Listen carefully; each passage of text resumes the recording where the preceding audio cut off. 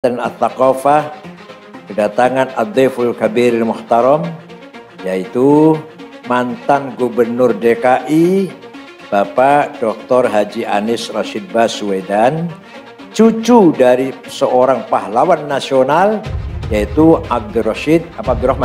Abdurrahman Baswedan. Beliau lahir di Kuningan, Jawa Barat. Jawa Barat bukan Sulawesi, bukan. Kuningan, Jawa Barat, ya daerah saya lah, dekat saya, Kuningan. Daerahnya Kiai Sofan, Pak Sofan.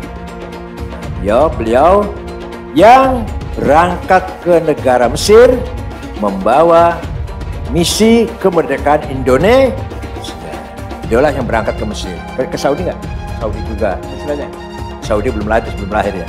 Jadi itulah ringkas cerita, dulu kakeknya ini beliau yang melakukan hubungan antara Indonesia dengan negara-negara Arab dalam rangka menyatukan sikap melawan penjajah, merebut kemerdekaan. Jadi beliau ini cucunya pahlawan nasional. Artinya apa? Artinya Pak Anies ini seorang yang nasionalis. Tidak bisa kita ragukan, beliau adalah seorang yang nasionalis, qaumi watani. Di samping muslim mutamassik bidini, muslim taat beragama, santri kalau bahasa kita. Jadi ini santri yang nasional. Ya Pak, sama dengan saya lah, santri nasional. Nah, hari ini temanya silaturahim. Silaturahim itu salah satu prinsip Islam. Walladzina yasiluna ma amarallahu ayyusal yakhshawna rabbahum wa yakhafuna su'al hisab. Orang-orang hamba-hambaku yang baik adalah yang selalu silaturahim dengan niat ikhlas karena takut pada Allah, maka beliau melakukan silaturahim. Yakhshawna rabbahum wa yakhafuna su'al hisab. Mempererat persaudaraan, memperjelas ikatan kita, memperkuat persaudaraan marhamah, hubungan saudara antar kita, namanya silatur. Tapi silaturahim ini kurang berguna, kurang berfaedah, kecuali diteruskan menjadi silatul fikr, menyamakan persepsi, menyamakan cara pandang, cara berpikir, cara mengolah visi misi, memandang ke depan, disamakan, ayo cari titik sama ke depan. Itu namanya silatul fikr. Silatul fikr masih hampa, masih diawang-awang. Harus dibumikan menjadi silatul amal. Apa? Silatul kasbi wal ikhtiar. Silatul kasbi wal. Jadi membangun kerjasama. Bukan hanya ngomong bersama, tapi apa? Kerjasama, ikhtiar bersama, iktisab bersama. Cuma kita di batas ikhtiar, yang menentukan adalah Allah. Kita di batas ya disitulah kita dapat pahala atau dapat dosa, ikhtiarnya itu. Soal ketentuan memang dari Allah. Itu namanya silatul amal.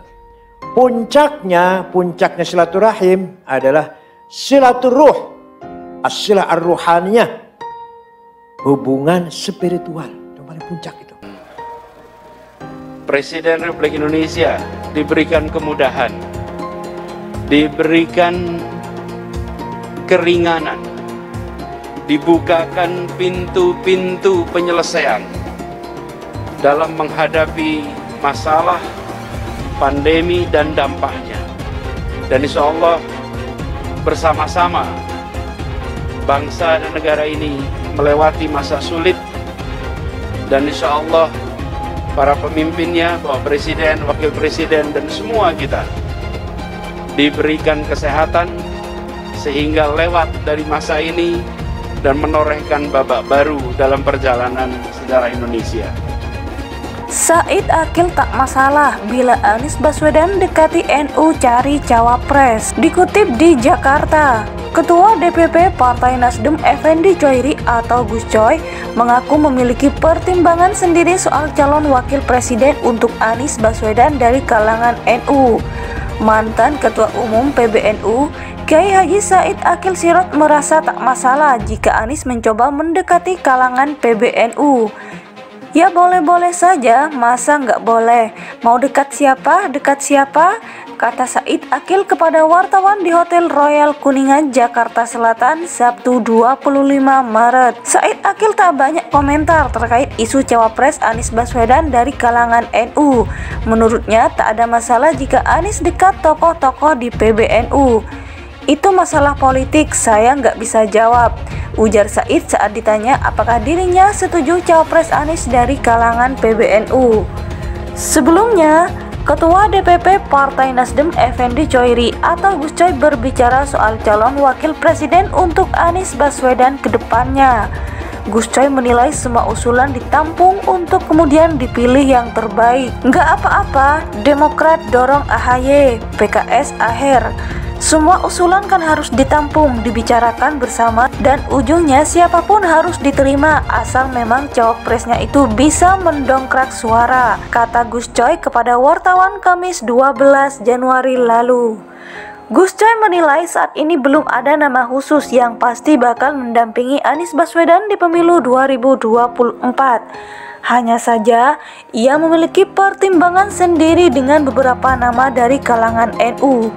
Belum, tapi nama-nama yang mungkin pantas untuk dipertimbangkan untuk jadi cawapres Anies dari kalangan NU. Misalnya ada Khofifah, ada Saifullah Yusuf Sekjen PBNU, ada Yeni Wahid, ada Gus Yassin. Gus Yassin itu wakil gubernur Jawa Tengah, ujarnya. Gus Coy menjelaskan jika nama-nama tersebut merupakan pertimbangan pribadi. Meski demikian, ia tak menampik jika ada dari daftar itu yang diperbincangkan di internal Nasdem.